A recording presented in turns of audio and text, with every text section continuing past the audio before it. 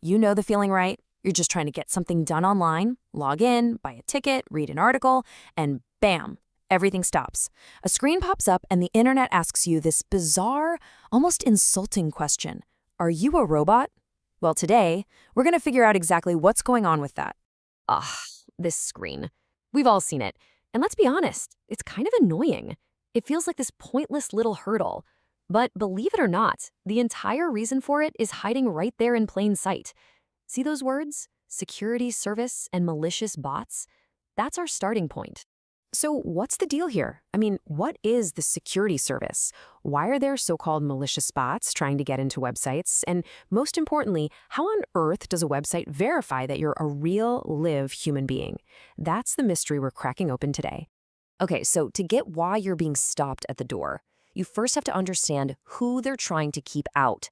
And trust me, it's a huge problem. There's an invisible war happening online 24/7 against a massive army of automated attackers. First things first, the internet is absolutely crawling with bots. And a bot is just a simple automated program that's built to do a task over and over. Now, a lot of them are actually good. You know, the bots that Google uses to index websites so you can find stuff, those are the good guys. Yeah, but we're not talking about the helpful ones today. We're talking about the reason for that pop-up, the malicious bots. These are the bad guys. They're the vandals, the spammers, and the thieves of the digital world. And their job description? Well, it's pretty much just to cause chaos. They're programmed to do things like scrape and steal all the content from a website in seconds. They're the ones that flood comment sections with spam links. They even take huge lists of stolen usernames and passwords and just try them on millions of accounts to see what works. And they can team up to flood a website with so much junk traffic that it just collapses. And the scale of this, it's just staggering. We're not talking thousands or even millions of attacks. We are talking about billions, with a B, of these malicious bot attacks hitting the internet every single day. It is a constant, relentless assault. So you might be thinking, how does any website even stay online with all that going on? Well, they hire some security. They hire a bouncer, a really, really fast digital bouncer. And this is that security service we saw in the message. The absolute best way to picture it is like a bouncer at a nightclub, or maybe even like border control. Its one and only job is to stand at the virtual front door of a website and check everybody's ID before letting them in. And the whole process is lightning fast. So step 1, everyone hits the checkpoint. You, me, good bots, bad bots, the whole lot. Step 2, the service does a split-second analysis. Step 3, if you're a known bad bot, boom, you're blocked, denied. And step 4, if you're clearly a human, you're just waved right on through, probably before the page even finishes loading.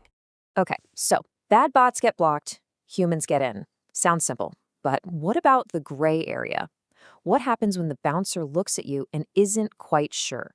When it can't tell if you're a human or just a really sophisticated bot? Well, that's when the real check begins.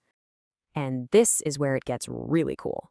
How does a machine figure out if you are also a machine? It's not like it can ask you about your favorite movie. Instead, it looks for these tiny, almost unconscious little signals, things that basically scream, "I'm human." It's like a digital detective. It's watching how you move your mouse. We humans are kind of smooth, but also a little unpredictable. Bots are often way too perfect. It checks the rhythm of your typing.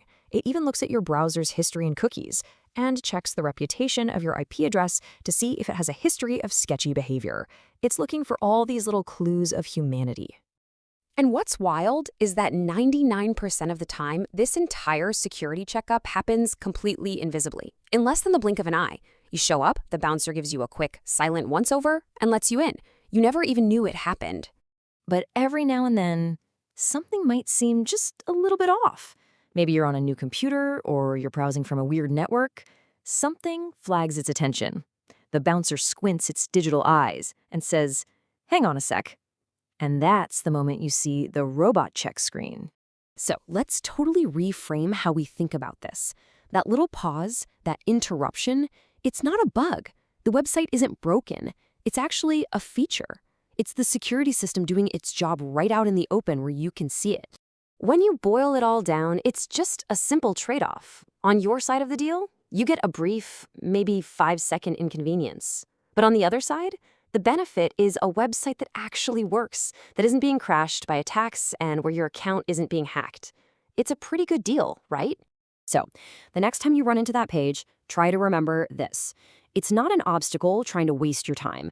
It's a shield. It's the one visible piece of a massive, invisible war being fought every single millisecond to keep the internet safe and working. And all it's doing is asking you to quickly prove you're on the right side. But all of this leads to a huge, fascinating, and honestly kind of scary question for the future. Right now, these checks work because bots are still pretty clunky at pretending to be human. But as AI gets incredibly good at mimicking us, our mouse movements, our typing, everything, how will the digital bouncers of tomorrow ever tell the difference? How will any of us prove who or what is actually real online? Something to think about.